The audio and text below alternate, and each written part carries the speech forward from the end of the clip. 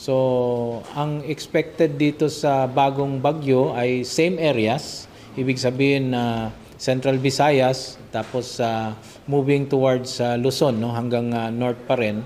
Habagat pa rin or ulan pa rin ang kalaban natin dito. We expect continuous flooding or more floodings, and of course yung landslide sa mga high-risk areas ay nandyan pa rin yung banta ng landslide. So kaya tuloy-tuloy, red alert pa rin ang NDRIMC, hindi natin binaba yan. Tuloy-tuloy ang aming red alert even na lumabas na si Krising.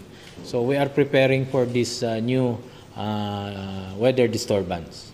Ang kailangan lang talaga namin gawin sa OCD sa NDRIMC is to intensify our early warning, no?